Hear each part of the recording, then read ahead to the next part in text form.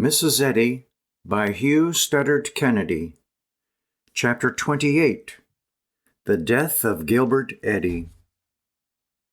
Behind the silence and underneath the gentleness of Gilbert Eddy, there lay a tenacity of purpose which only adversity and opposition could fully reveal. His love for Mrs. Eddy was deep and abiding, and reinforced as it was by the conviction that she was the revelator of a great truth, in the promulgation of which he was privileged to have an effective part. His love and affection became a great passion.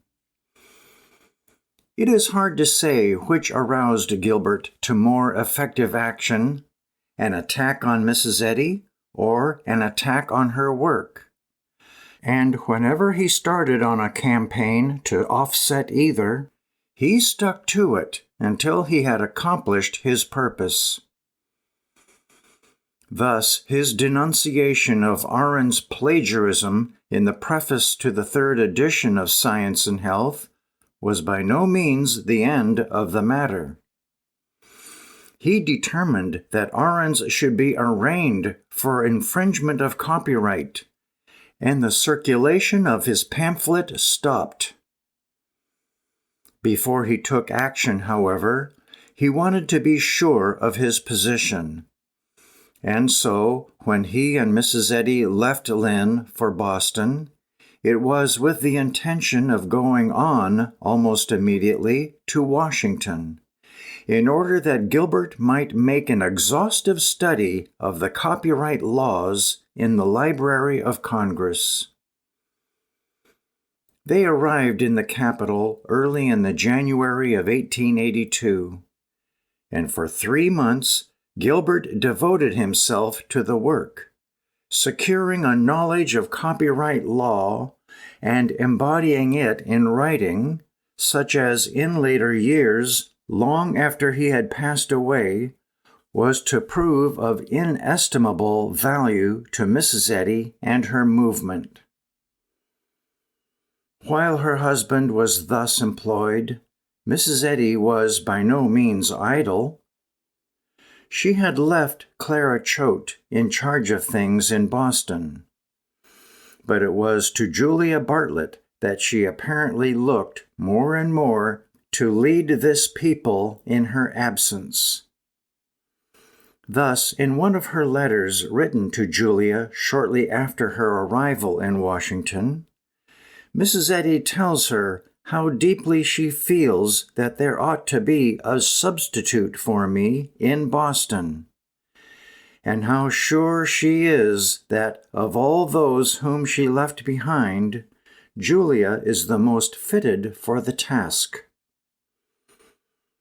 Running through these letters is still the dread of attack, and many are the warnings to Julia and the other students to be on their guard. But it is quite evident, both from the tone of the letters and the remarkable activity they reveal, that Mrs. Eddy, during these 3 months she spent in Washington, freed as she was from the daily care and cares of those around her, developed unexpected powers of endurance. She is enthusiastic about Washington. There is not in America so handsome a city as this, I do believe, she writes to Mrs. Choate, going on to tell her of the comfort and beauty of her surroundings. They have rooms at 13 First Street Northeast, for which they pay $100 a month. Front and rear parlors with board. My front parlor, she writes, commands the most magnificent view, and at this hour of writing I am sitting at a desk with only the width of a street between me and the grounds that surround the Capitol.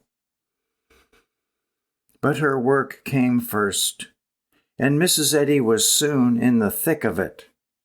She got out a circular announcing that she had opened an office at number 13 First Street and was prepared for lectures and discussions on practical metaphysics.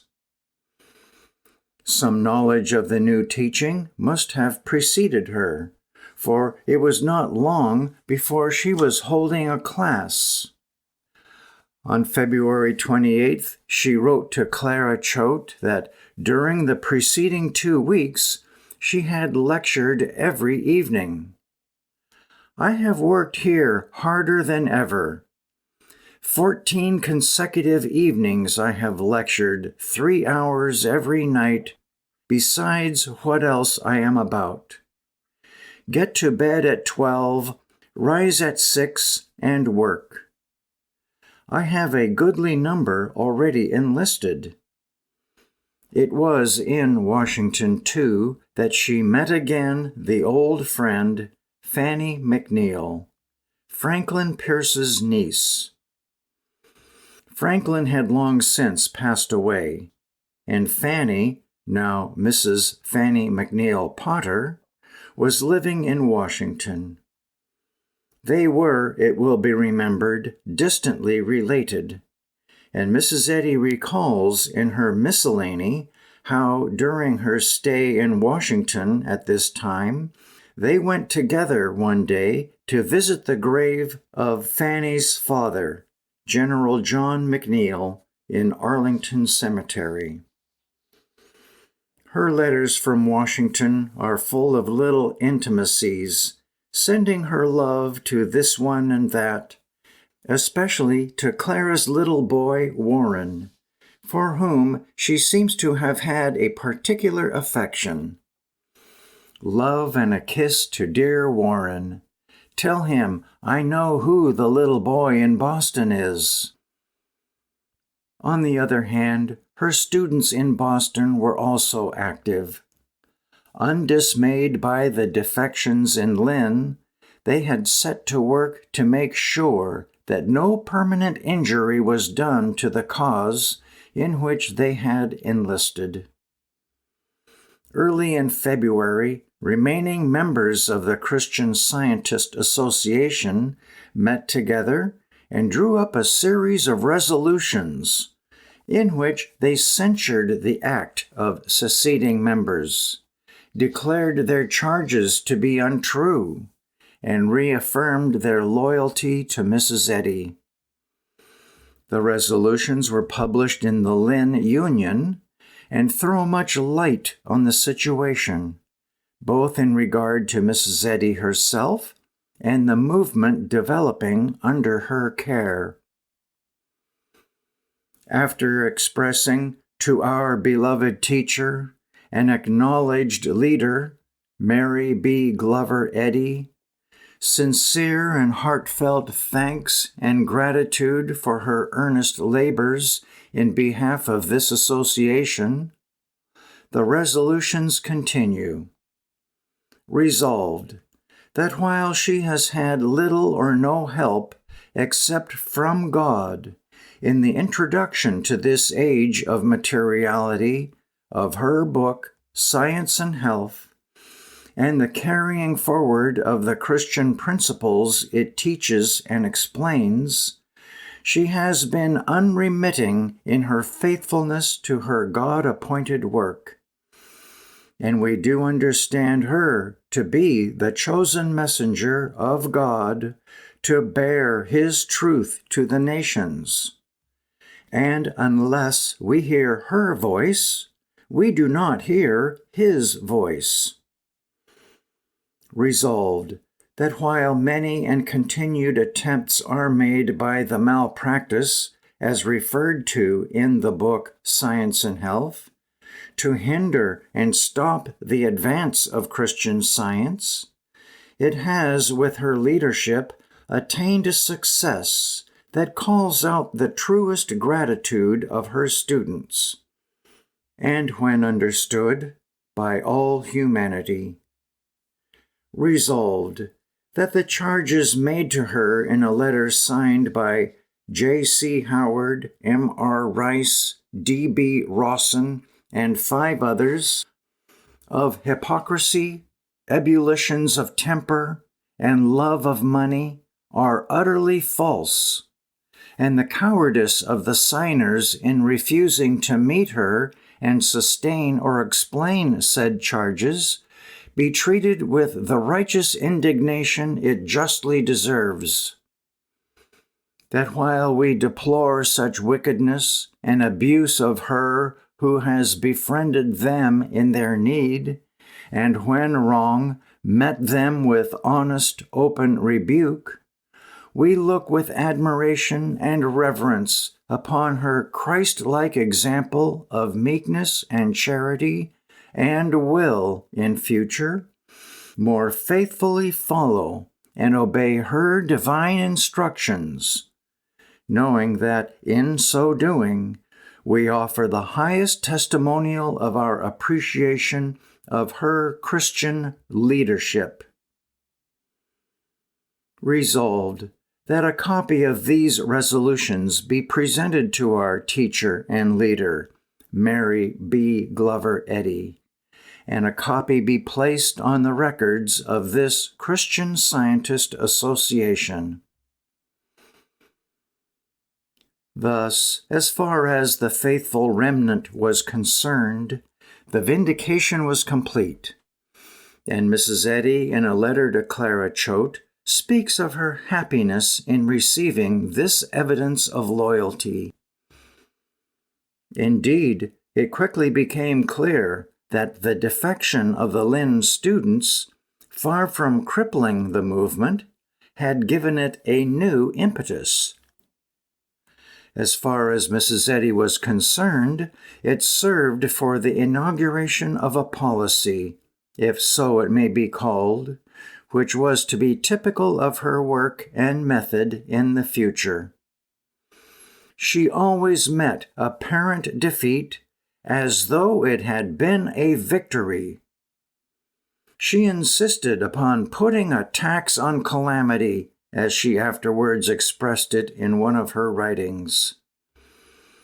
And so, while she was teaching and speaking in Washington, and Gilbert Eddy was familiarizing himself with the intricacies of the copyright law, the little circle in Boston was growing rapidly.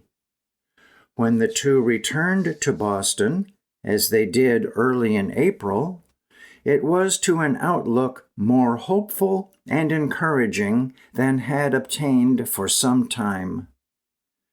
Mrs. Choate arranged a reception for them in her house in Tremont Street, at which practically every Christian Scientist in Boston was present, and there was much evidence on all hands of greater cheer and more settled conditions. There was, however, one disturbing element.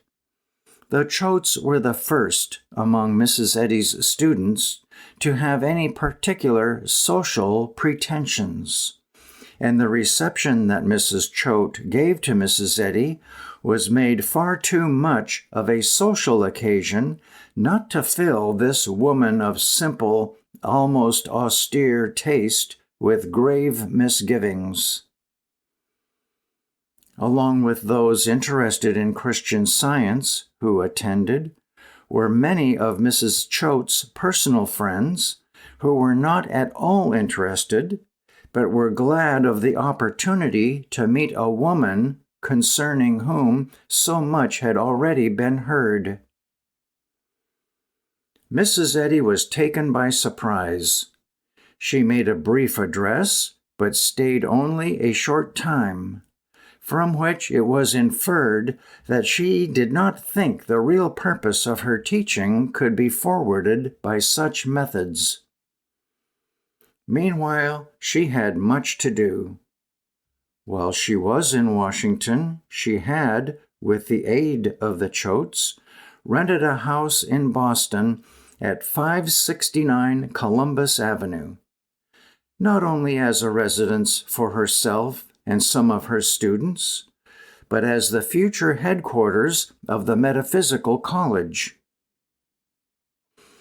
Columbus Avenue, then, was in a better part of town than it is today, and number 569 was a roomy house, 4 stories and a basement, a gray stone front, and a flight of steps leading up to the front door.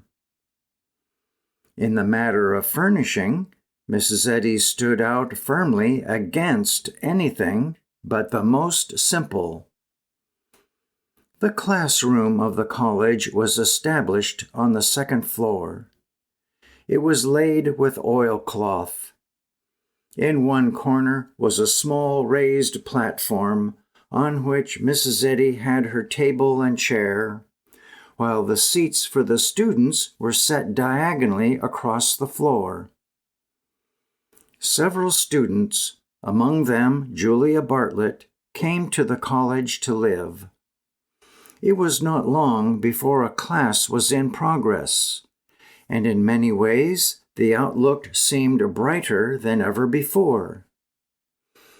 The skies, however, were to be darkened once again, and this time it must have seemed as if the light would go out altogether.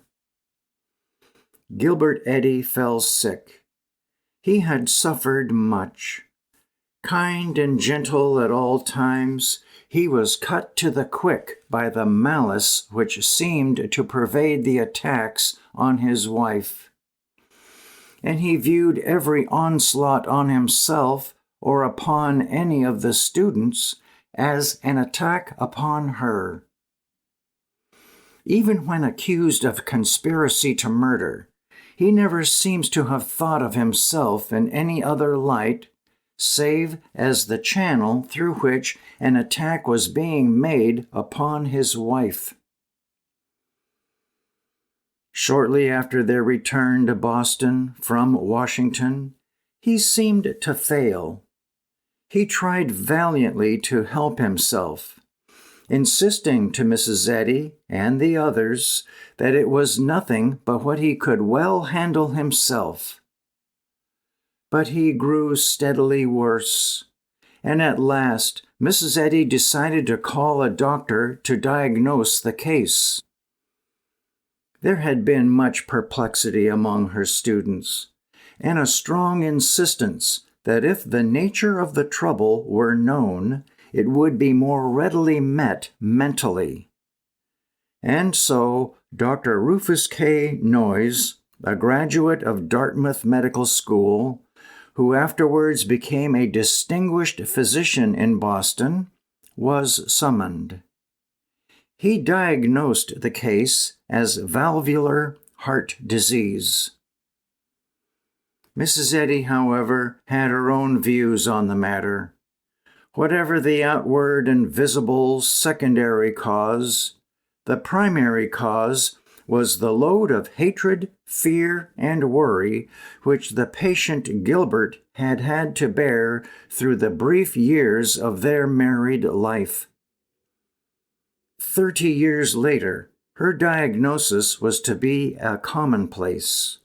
But in those days, Professor Elmer Gates and a host of others, with their test tube experiments designed to show forth the chemical changes brought about in the human body through hatred and anger, fear and worry, and other strong emotions, were still 30 years ahead.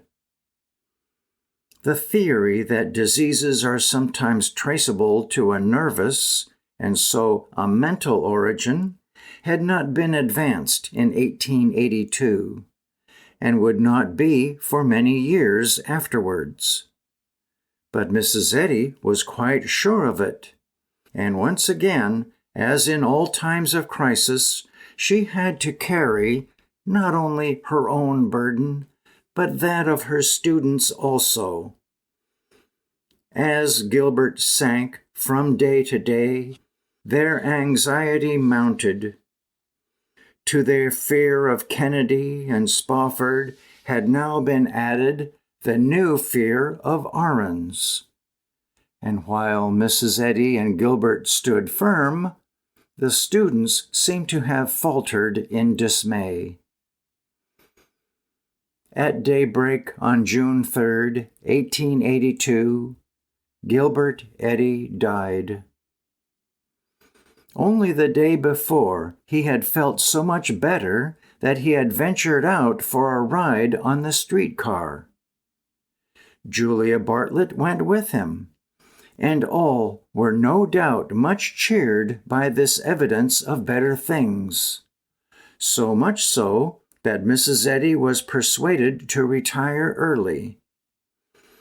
But towards morning, Gilbert passed away in his sleep, so quietly that those watching at his bedside were scarcely aware that any change had taken place. He was a gentle person, even in death. The passing of Gilbert Eddy may well be reckoned to mark the nadir of Mary's life. She had suffered much, especially in the days before she launched Christian Science. But always up to now, there had been a great, if ill-defined hope, to which she could cling. In the long days and nights of invalidism at North Groton or Rumney or Hill, she seems to have been roused again and again by a conviction that there was a way out, and she would surely one day find it. But the passing of Gilbert Eddy not only deprived her of a strength and support she so sorely needed, but what was far worse, it seemed to controvert the great claim she was making, and upon which she and her followers had built so much.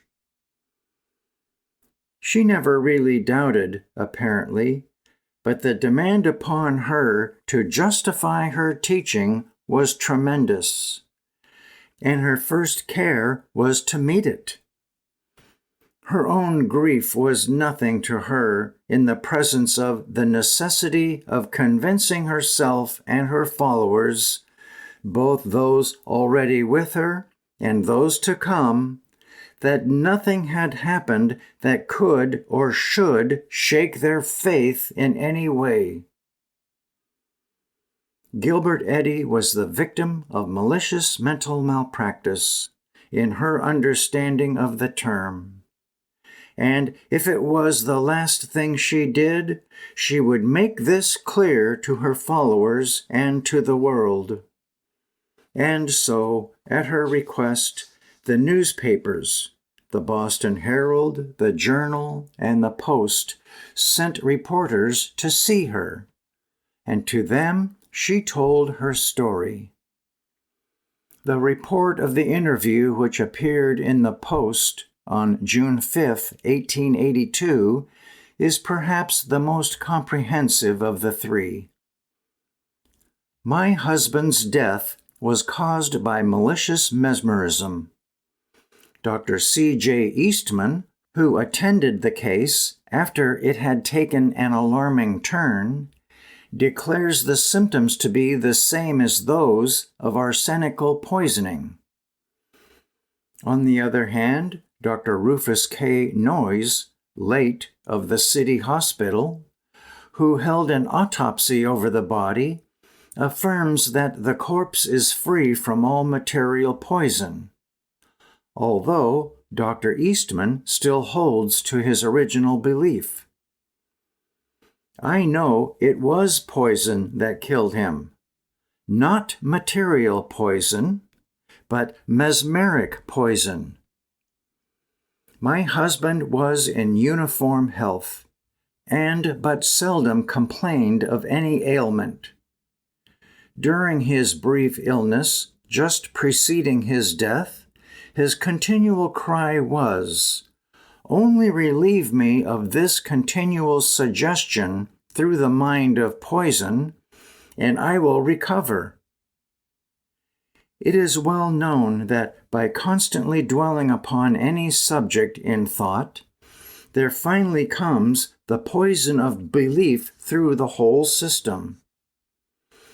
This is not the first case known of where death has occurred from what appeared to be poison, and was so declared by the attending physicians, but in which the body, on being thoroughly examined by an autopsy, was found to possess no signs of material poison. There was such a case in New York. Everyone at first declared poison to have been the cause of death, as the symptoms were all there. But an autopsy contradicted the belief, and it was shown that the victim had no opportunity for procuring poison. Circumstances debarred me from taking hold of my husband's case. He declared himself perfectly capable of carrying himself through, and I was so entirely absorbed in business that I permitted him to try. And when I awakened to the danger, it was too late. I do believe in God's supremacy over error, and this gives me peace. Thus she held on and put up a bold front until she had done what she could to safeguard the integrity of her great thesis and reassure her students. It was only when all had been done that she began to realize the full effect of the blow. The funeral services were held in the house on Columbus Avenue, after which the remains were taken by Mrs. George Choate to Sandbutton Bridge, by this time renamed Tilton, and interred in the Baker family lot in the old burying ground overlooking the Merrimack. But Mrs. Eddy was not able to go to the funeral. Neither did she go to the memorial service, which was held in Hawthorne Hall on the following Sunday afternoon. She almost sank under the load. Her students rallied as well as they could, but they were badly shaken, and only the most faithful really stood by her in her hour of trial. One of these was Arthur Buswell, a student who had gone through class with her in Lynn the previous year. He had moved to Cincinnati, and now, in response to an urgent telegram from Mrs. Eddy, hurried to Boston to do what he could to help. It was he who took charge of things and brought some semblance of order and calmness out of the chaos which followed Mrs. Eddy's enforced withdrawal. He saw at once that the first thing to do was to get her away from it all as completely as possible. He finally persuaded her to accept an invitation for herself and a companion, Miss Alice Sibley, to spend the next few weeks or months at his old homestead in the country town of Barton, Vermont. And so they set out, leaving the faithful Julia Bartlett and Mrs. Abby Whiting to care for what was left to care for in the big house on Columbus Avenue. The road back was a long one, and the way dark enough. Oh, I have nothing left me of earth or on it to love, as I do love, satisfied to have solitude and toil, if only I had one to call my own. I cannot feel much interested in anything of earth. Long after I shall smile and appear happy, shall I have to struggle alone with my great grief. So she wrote to 2 of her students in Boston. But it was a fight to the finish, and she never really gave in for a moment. As Mary Beecher Longyear puts it in her records derived from Arthur Buswell, After a night of agony, she would emerge from her struggle with a radiant face and luminous eyes, and they would hesitate to speak to her for fear of disturbing the peace which enveloped her. It was her last great struggle with threatened failure and defeat, before turning into the road which was to lead on to continuous success. In the summer of 1882, she descended into the depths. But before the summer was over, she had planted her feet firmly on the ascending path.